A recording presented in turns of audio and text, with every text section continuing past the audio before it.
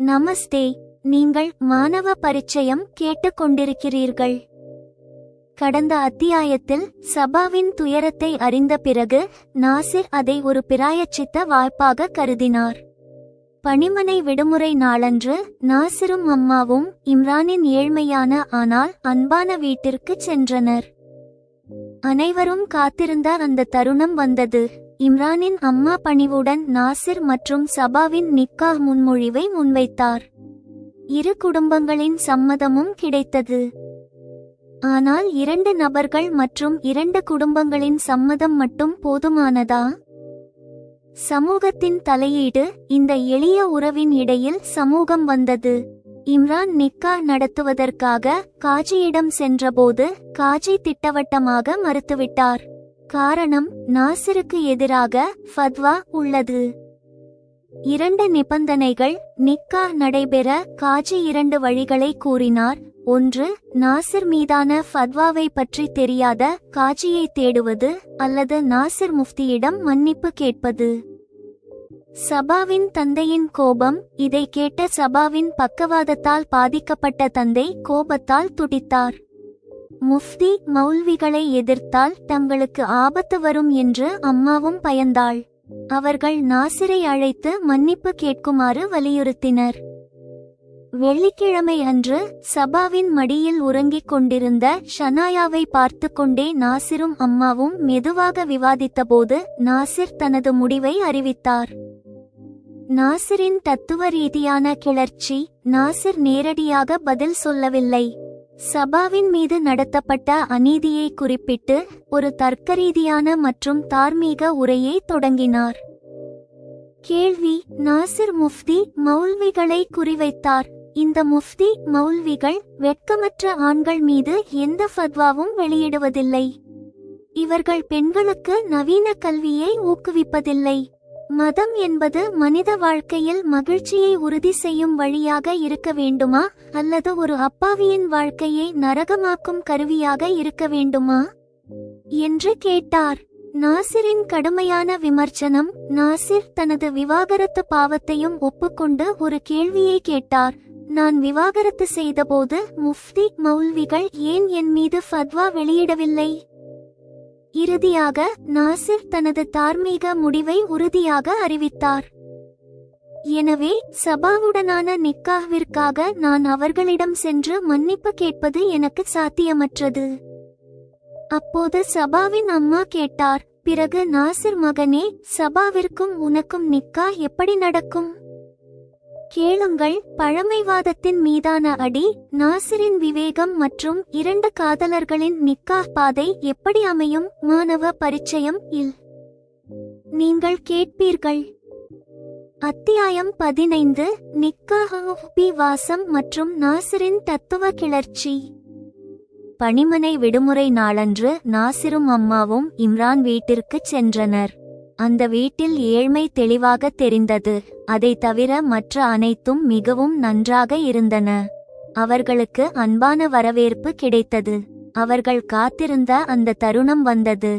சபாவை நோக்கியும் நாசிரை நோக்கியும் சைகை காட்டி இம்ரானின் அம்மா நாசிரின் அம்மாவிடம் கூறினார், நீங்கள் ஏற்றுக்கொண்டால் நாங்கள் இந்த 2 குழந்தைகளுக்கும் நிக்காஹ் செய்து வைக்க விரும்புகிறோம். அம்மா பதில் சொல்ல தயங்கவில்லை.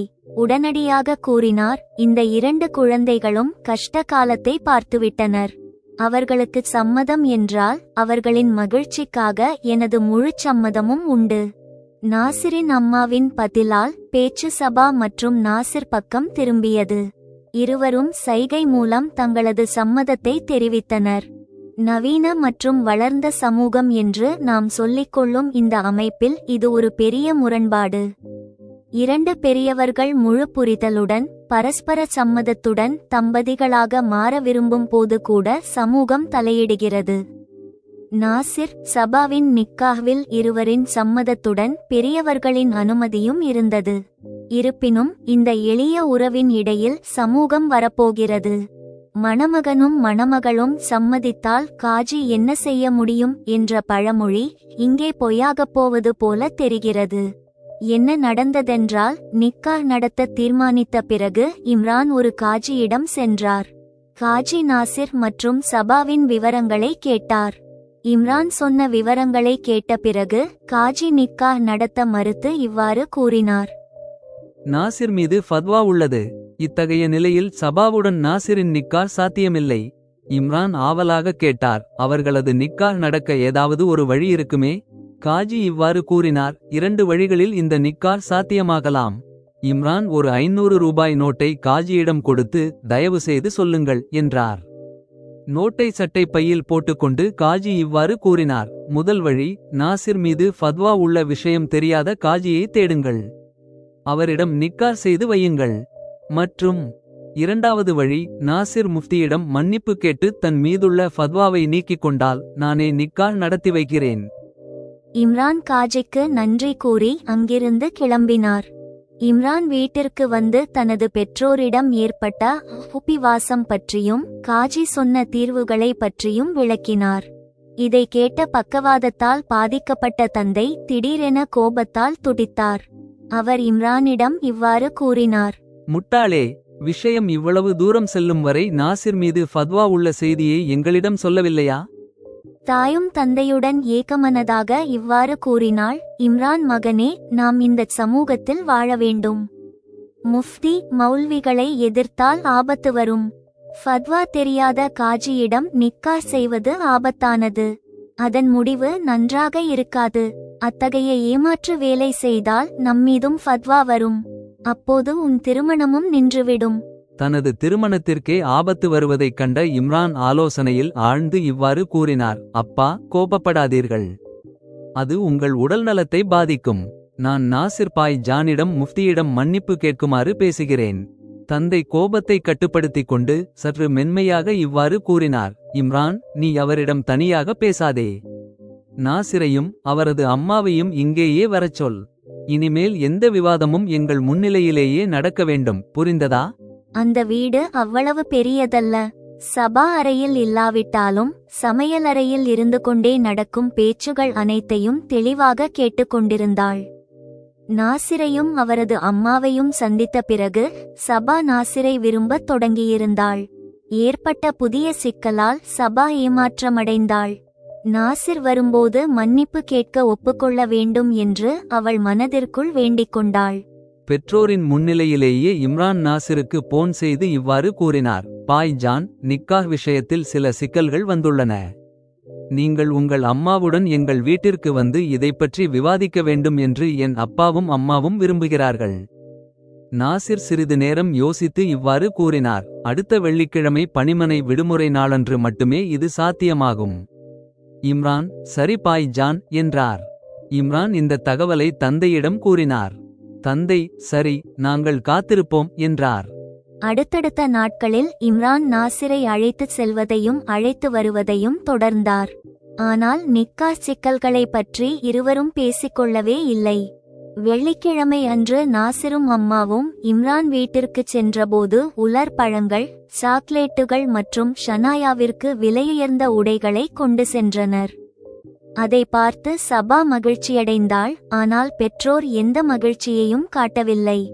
சாதாரண நலவிசாரிப்புகளுக்கு பிறகு சபா அனைவருக்கும் காபி கொண்டு வந்தாள். சபாவின் தாய் அவளை அனைவர் முன்னிலையிலும் அமருமாறு கூறினார். சபா உறங்கிக் கொண்டிருந்த தனது மகள் ஷனாயாவை மடியில் எடுத்துக்கொண்டு அனைவருடனும் காபி குடிக்கத் தொடங்கினாள். ஒரு நல்ல விஷயம் நடந்தது. சபாவின் மடியில் உறங்கும் குழந்தைக்கு இடையூறு ஏற்படக்கூடாது என்பதற்காக அனைவரின் குரலும் மென்மையாகவும் தாழ்வாகவும் மாறியது. காஜியுடன் நடந்த விஷயங்கள் அனைத்தையும் இம்ரான் விளக்கினார். பிறகு நாசிரிடம் இவ்வாறு கேட்டார், பாய் ஜான், நீங்களே சொல்லுங்கள், இந்த சிக்கல் தீர வழி என்ன? நாசிர் பதில் சொல்வதற்கு முன்னால் ஒரு நிமிடம் காபி குடித்துக் கொண்டே யோசித்தார். அனைவரும் நாசிரையே பார்த்து கொண்டிருந்தனர். அப்போது ஒரு முடிவை அறிவிப்பது போல நாசிர் இவ்வாறு கூறினார். எந்த காஜியையும் ஏமாற்றி நிக்காஹ் செய்ய எனக்கு விருப்பமில்லை. அதேபோல் எந்த முஃப்தியிடமோ மௌல்வியிடமோ மன்னிப்பு கேட்கவும் மாட்டேன். இதற்கு சபாவின் தாய் இவ்வாறு கேட்டார், பிறகு நிக்காஹ் எப்படி சாத்தியமாகும்? நாசிர் அந்த நேரடி கேள்விக்கு பதில் சொல்லாமல் ஒரு உரையாகத் தொடங்கினார். சபா மற்றும் நான் இருவரும் நமது சமூகத்தில் உள்ள பிற்போக்குத்தனமான மூடநம்பிக்கைகளுக்கு பலியானவர்கள். நமது சமூகத்திலேயே சபாவின் நிக்காஹ் நடந்தது. அவள் ஏமாற்றப்பட்டாள். அவளுக்கு உடல்நலம் சரியில்லாத கணவனை மனம் முடித்து கொடுத்தனர். அவன் ஓராண்டிலேயே இறந்துவிட்டான். சரி, அத்தையிடம் தப்பில்லை என்று வைத்துக் கொண்டாலும் அதற்கு பிறகு நடந்த விஷயத்தை வெட்கக்கேடு என்று சொல்ல நான் தயங்க மாட்டேன். மகன் இறந்ததை அந்த தந்தை தனது ஆசையை தீர்த்து கொள்ளும் வாய்ப்பாக மாற்றிக்கொண்டார். நான் தவறாகச் சொல்கிறேனா சபா? எதிர்பாராத அந்த கேள்வியால் சபா அதிர்ச்சியடைந்தாள். அவளுக்கு ஒன்றும் தோன்றாமல் தலை அசைத்து ஆமோதித்தாள். அதனால் நாசிர் உற்சாகத்துடன் தொடர்ந்தார். பெண்கள் மற்றவர்களை சார்ந்து இருப்பதாக நாம் நினைக்கிறோம். அவர்கள் சொந்தமாக சம்பாதிக்கும் நிலையில் இல்லை என்பதற்காக இதுபோன்ற அநீதிகளை பொறுத்து கொள்ளச் சொல்வது நியாயமா? இந்த முஃப்தி மௌல்விகள் வெட்கமற்ற ஆண்கள் மீது எந்த ஃபத்வாவும் வெளியிடுவதில்லை. பெண்கள் மீது இத்தகைய கொடுமைகள் நடக்காமல் இருக்க எந்த வலுவான அமைப்பையும் கொண்டு வருவதில்லை.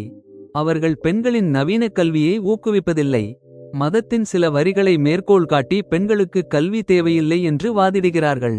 அவ்வாறு பெண்கள் மற்றவர்களை சார்ந்து இருக்குமாறு செய்து ஆண்கள் தங்கள் இஷ்டப்படி நடக்கும் நிலையை தொடர்கிறார்கள். நீங்களே சொல்லுங்கள், மதம் என்பது மனித வாழ்க்கையில் மகிழ்ச்சியை உறுதி செய்யும் வழியாக இருக்க வேண்டுமா அல்லது ஒரு அப்பாவியின் வாழ்க்கையை நரகமாக்கும் கருவியாக இருக்க வேண்டுமா? இவ்வாறு கூறி நாசிர் தனது விவேகத்தை நினைத்து பெருமைப்பட்டு கொண்டு அனைவரையும் பார்த்தார்.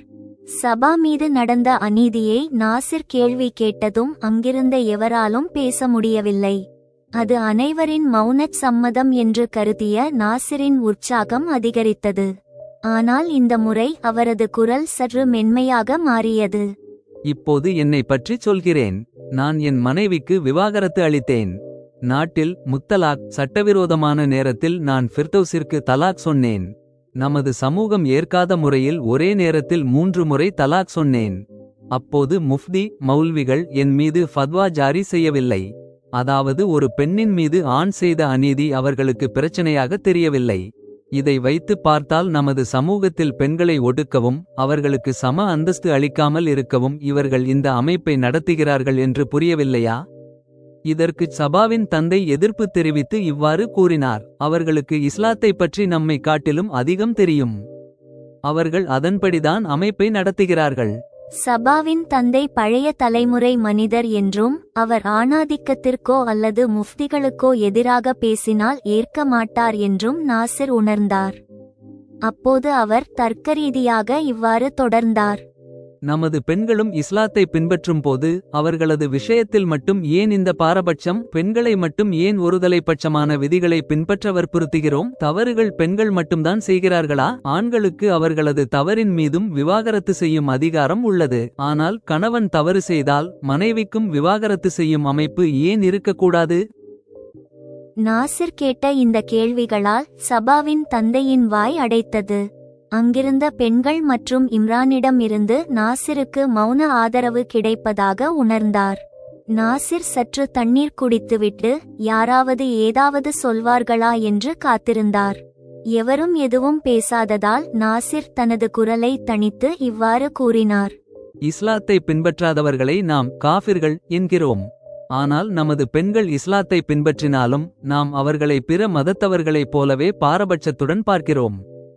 நாசிரின் கேள்விகள் மற்றும் தர்க்கத்திற்கு முன் அனைவரும் மௌனமாக இருந்தனர். சபா மட்டும் நாசிர் மிகவும் கருணையுள்ள மனிதர் என்று நினைத்து கொண்டிருக்கிறாள். பெண்களை பற்றி நாசிர் பேசும் வார்த்தைகள் உண்மையில் தனது வலியையே விவரிப்பதாக அவள் உணர்ந்தாள். அங்கு ஆண்களில் நாசிர் தவிர சபாவின் தந்தை மற்றும் இம்ரான் உள்ளனர். துபாயில் சபாவுக்கு நடந்த கொடுமைகளை நினைத்து தந்தை வருந்துகிறார். அதனால்தான் நாசிரின் வார்த்தைகளுக்கு எதிர்வாதம் செய்ய முடியவில்லை. இம்ரான் நாசிரின் கீழ் பணிபுரிபவர் என்பதால் மரியாதையுடன் மௌனமாக இருக்கிறார். அப்போது நாசிர் மீண்டும் பேசத் தொடங்கினார். இப்போது இந்த ஃபத்வா கொடுப்பவர்கள் செய்யும் அநீதிக்கு மற்றொரு உதாரணத்தை கேளுங்கள். நான் ஃபிர்தௌஸிற்கு ஒரே நேரத்தில் 3 முறை தலாக் சொன்னபோது அவர்கள் என் மீது ஃபத்வா கொடுத்திருக்க வேண்டும். ஆனால் அப்போது கொடுக்கவில்லை. நீதிமன்றத்தில் ஒரு காஃபிர் நீதிபதியை நான் உண்மையான முஸ்லிம் என்று சொன்னபோது என் மீது ஃபத்வா கொடுத்தார்கள். அந்த நீதிபதி என்னை பாரபட்சமின்றி ஒரு மனிதனாக பார்த்தார். நான் முஸ்லிமா அல்லது தனது மனைவியை தாக்கிய குற்றவாளியா என்று அவர் பார்க்கவில்லை. அப்போது எனது வார்த்தைகள் அவர்களுக்கு எவ்வளவு மோசமாக தெரிந்தன என்றால் என் மீது ஃபத்வா ஜாரி செய்தார்கள். எனவே சபாவுடனான நிக்காஹ்விற்காக நான் அவர்களிடம் சென்று மன்னிப்பு கேட்பது எனக்கு சாத்தியமே இல்லை. அப்போது சபாவின் தாய் இவ்வாறு கேட்டார். பிறகு நாசிர் மகனே, சபாவுக்கும் உனக்கும் நிக்காஹ் எப்படி நடக்கும்?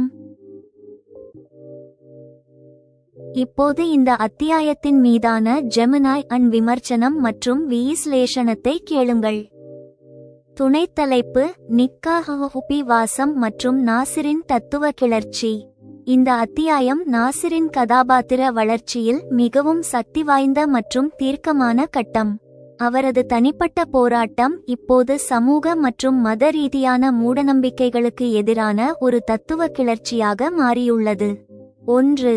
ஏழ்மை, சம்மதம் மற்றும் மத ரீதியான அட்டம்கி. குடும்பங்களின் சம்மதம். இரு குடும்பங்களின் உடனடி சம்மதம் சபா மற்றும் நாசிரின் தேவையும் வலியும் சமூக அட்டம்கிகளை காட்டிலும் முக்கியமானது என்று காட்டுகிறது. காஜி கதாபாத்திரம் மத ரீதியான விதிகளை பிரதிநிதித்துவப்படுத்தும் நபராக காஜி இருக்கிறார். காஜி சொன்ன 2 வழிகளும் நாசிரின் புதிய ஐடிக இக்கொள்கைகளுக்கு முரணாக உள்ளன. இம்ரான் குடும்பத்தின் பயம், சபாவின் தந்தை மற்றும் தாயின் பயம் மதவெறியின் உண்மையான தாக்கத்தை காட்டுகிறது. மூர்க்கத்தனமான கட்டமைப்பு பயத்தின் அடிப்படையில் இயங்குகிறது என்பதை இது காட்டுகிறது. 2. நாசிரின் தத்துவ மற்றும் அணுகுமுறை கிளர்ச்சி. நாசிர் தனது நிக்காஹ் அட்-டம் இக்கியை மத வேஷதாரிகள் மீதான தாக்குதலுக்கு ஒரு மேடையாக பயன்படுத்திக் கொண்டார். அவரது உரை அவரது மேதாவித்தனமான புரட்சியை பிரதிபலிக்கிறது. மூடநம்பிக்கைகள் மீதான தாக்குதல்: தான் ஏமாற்ற மாட்டேன் அல்லது மன்னிப்பு கேட்க மாட்டேன் என்று நாசிர் தெளிவாக அறிவித்தார். அவரது பார்வையில் மன்னிப்பு கேட்பது என்பது ஒரு அநீதியான அமைப்பை ஏற்றுக்கொள்வதே. சபாவின் சுரண்டலை தர்க்கமாக பயன்படுத்தல்: முஃப்தி மௌல்விகள் வெட்கமற்ற ஆண்கள் மீது ஏன் ஃபத்வா கொடுக்க மாட்டார்கள் என்று நாசிர் கேள்வி கேட்டார். பெண்களை கல்விக்கு தூரமாக்கி அவர்களை ஆண்களின் விருப்பங்களுக்கு அடிமையாக வைத்திருப்பதாகச் சுட்டிக்காட்டினார். தலாக் மற்றும் ஃபத்வா மீதான முரண்பாடு: நாசிர் முன்வைத்த வலிமையான தர்க்கம் என்னவென்றால், அவர் சட்டவிரோதமாக தலாக் சொன்னபோது வராத ஃபத்வா ஒரு நீதிபதியை பாராட்டியபோது வந்தது. இதிலிருந்து ஃபத்வாவின் நோக்கம் மதம் அல்ல, வெறும் அதிகாரம் மற்றும் ஆணாதிக்க கட்டுப்பாடு என்று புரிகிறது. 3. மௌனச் சம்மதம் மற்றும் சபாவின் ஆதரவு. நாசிரிடம் குற்ற உணர்ச்சி கோபமாக மாறியது. நாசிர் இப்போது கடந்த காலத்தை நினைத்து கவலைப்படவில்லை, சமூக அநீதி மீதான கோபத்தில் இருக்கிறார். சபாவை நேரடியாக கேள்வி கேட்பதன் மூலம் அவளையும் தனது போராட்டத்தில் ஒரு பகுதியாக்கினார். சபா தலை அசைத்தது நாசிருக்கு மௌன ஆதரவை கொடுத்தது. திருப்புமுனை: சபாவின் தாய் கேட்ட கடைசி கேள்வி பிறகு நிக்காஹ் எப்படி நடக்கும் கதையை ஒரு முக்கியமான கட்டத்தில் நிறுத்தியுள்ளது. மத அதிகாரத்தை தனிமனித விவேகத்தால் எப்படி ஈடு செய்வார்கள் என்று பார்க்க வேண்டும். அத்தியாயம் 15 நிறைவுற்றது.